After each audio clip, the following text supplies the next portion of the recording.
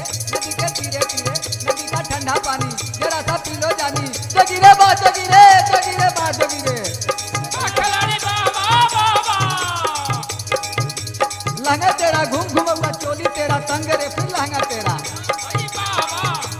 लहंगा तेरा घूम घूम चोली तेरा तंग और तेरा चेला मर गया तो चलो हमारा संग रे। देख देख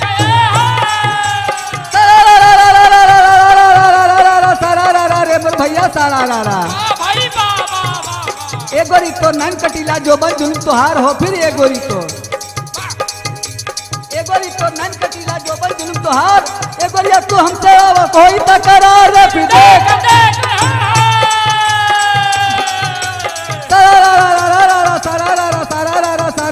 रे मोर भैया सारा भाई बाबा छोटी मोटी दुनिया में लाल मुनिया हो भाई लाल मुनिया। अरे खिलाड़ी बाबा छोटी मोटी दुनिया में लाल मुनिया धीरे धीरे नचा गोरी देखी दुनिया रे फिर देख देख रे मोर भैया सारा भाई बाबा एक केला दू केला केला केला हो एला केला भाई बाबा एक केला दू केला केला केला सगे सब नचा होई रेली रेला रे देख देख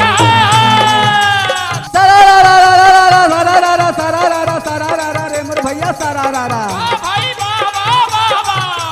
चला बसवरिया में होई झमेला हो होई झमेला खिलाड़ी बाबा भाई बाबा चला बसवरिया में होई झमेला तनी को न ठेस लागी होई ठेली ठेला रे फिर देख देख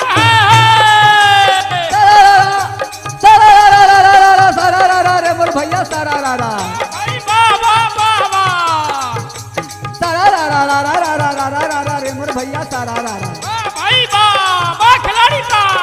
ढोलक तो बम बजाओ जानी को खूब नचाओ ढोलक तो बम बजाओ जानी को खूब नचाओ जानी की देख ले ताली ढोलक का ताल न टूटे जानी का पाँव न टूटे बोलो सारा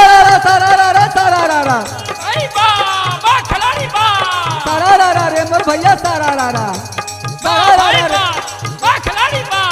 एक गली में आवाज आई वो गली में पुआरा हो एक गली में भाई बाबा एक गली में आवाज आई वो गली में पुआरा ठुमुक ठुमुक ना गोरी चला चली दुआरा भी देख देख